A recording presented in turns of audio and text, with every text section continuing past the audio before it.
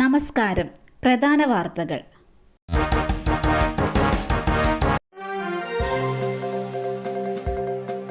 Christmas ദിനത്തിലെ പ്രധാനമന്ത്രി നരേന്ദ്രമോദിയുടെ പള്ളി സന്ദർശനത്തിനെതിരെ കത്തോലിക്ക സഭ മുഖപത്രം. ഹിന്ദുത്വ വർഗീയവാദികൾ അക്രമം അഴിച്ചുവിടുന്നതിനിടെയുള്ള പ്രധാനമന്ത്രിയുടെ സന്ദർശനം വിദേശ രാജ്യങ്ങളിലെ ഭരണാധികാരികളെ കാണിക്കാനാകുമെന്ന് ദീപിക പത്രത്തിലെ മുഖപ്രസംഗം വിമർശിക്കുന്നു. അല്ലായിരുന്നെങ്കിൽ പ്രധാനമന്ത്രി ആക്രമണങ്ങളെ അപലപിക്കുകയെങ്കിലും ചെയ്യുമായിരുന്നുവെന്നാണ് വിമർശനം. വർഗീയത വാനോളം നിവേദനം പോരാ എന്ന തലക്കെട്ടിലാണ് മുഖപ്രസംഗം. പത്തനംതിട്ട റാന്നിയിലുണ്ടായ വാഹനാപകടത്തിൽ ഒരാൾ മരിച്ചു. റാന്നി വലിയ പറമ്പിൽ പടിയിൽ വെച്ച് ടെമ്പോ ട്രാവലർ വാൻ നിയന്ത്രണം വിട്ട് കടയിലേക്ക് പാഞ്ഞു കയറുകയായിരുന്നു. അപകടത്തിൽ വാനിലുണ്ടായിരുന്ന തെലങ്കാന സ്വദേശി രാജേഷ് ഗൌഡയാണ് മരിച്ചത്. വാനിലുണ്ടായിരുന്ന 10 പേർക്ക് പരിക്കേറ്റു.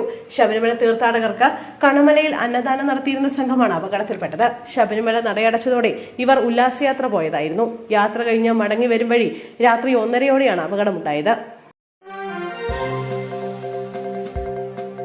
കഴിഞ്ഞ ലോക്സഭാ തെരഞ്ഞെടുപ്പിൽ തന്നെ തോൽപ്പിക്കാൻ ശ്രമിച്ചവരാണ് ഇപ്പോൾ KSU പ്രസിഡന്റിനെ മുന്നിൽ നിർത്തി അപകീർത്തിപ്പെടുത്തുന്നതെന്ന് കൊടിക്കുന്നിൽ സുരേഷ് MP.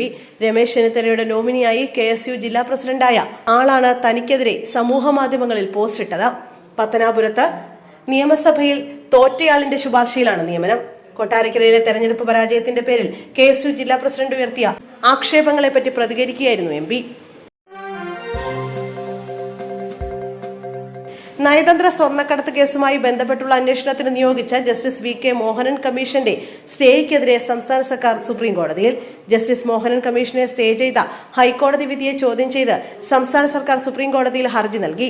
നയതന്ത്ര സ്വർണ്ണക്കടത്ത് കേസുമായി ബന്ധപ്പെട്ട് സംസ്ഥാന സർക്കാരാണ് ജസ്റ്റിസ് മോഹൻ കമ്മീഷനെ നിയോഗിച്ചത്.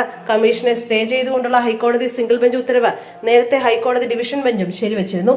കേന്ദ്ര ഏജൻസികൾക്കെതിരായ അന്വേഷണത്തിനാണ് സംസ്ഥാന സർക്കാർ കമ്മീഷനെ നിയോഗിച്ചിരിക്കുന്നത്.